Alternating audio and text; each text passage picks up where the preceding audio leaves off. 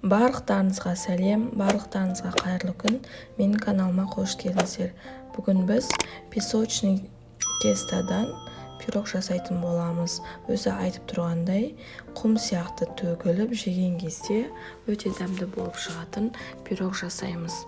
Егер менің каналыма тіркелмеген болсаңыздар, міндетті түрде тіркеліп, лайк басып, комментарий жазып, менің каналымның дамуына өз үлестеріңізді қоса кетіңіздер.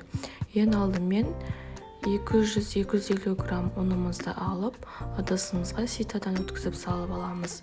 Осындай қатып тұрған майымызды алып, терканың көмегімен өткізіп, үккіштің көмегімен майдалап өткізіп аламыз. Егер жұмсарып баратса, осылай ұнға аунатып аламыз.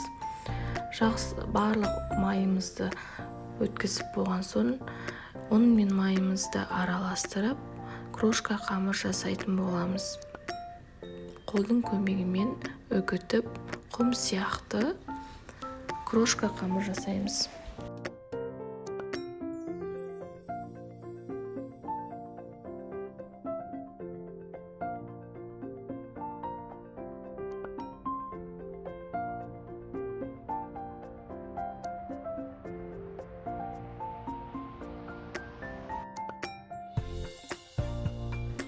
Крошка қамыр жасап алдық, оның үстіне қантымызды салып, тағы да жақсылап араластырамыз.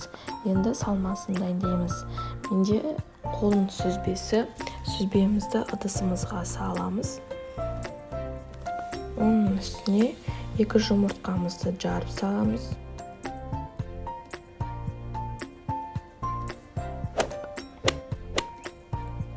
Қантымызды саламыз. Қантты өздеріңіздің қалауларыңызша саласыздар.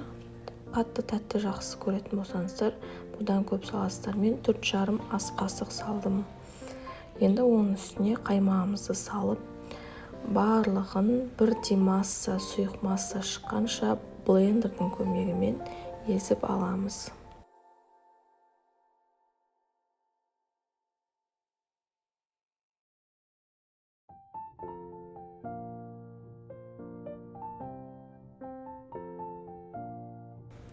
Салмамызды дайындап болдық. Енді жаңағы дайын болған крошка қамырымызды алып, менде 28 диаметрлік форма, соған орналастырамыз. Қолдың көмегімен барлығын асықпай жақсылап орналастырып аламыз.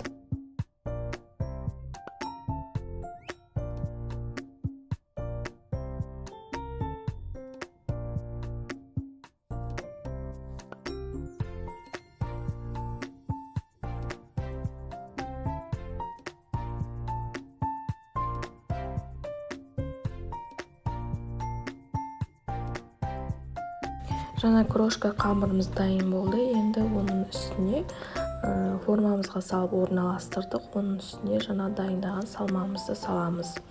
Салмамызды құйып болған соң, оның үстіне жаңа біздің крошка қамырымыздың аз бөлігін алып қалдық. Соны барлық шетін жапқанша сеуіп шығамыз. Қызып тұрған пеште 180 градуста 35-40 минутта пісіп қалады.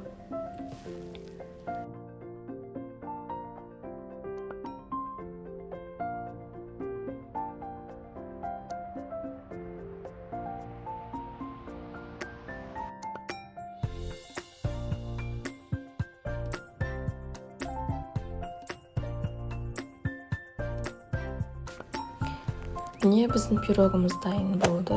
Жасап көріңіздер, өте дәмді болып шығады. Құм сияқты, өзі айтып тұрғандай песочный деген сияқты, құм сияқты төгіліп дәмді болады. Міндетті түрде жасап көріңіздер. Менің каналыма тіркеліп алыңыздар. Келесі видеода жолыққанша сау болыңыздар.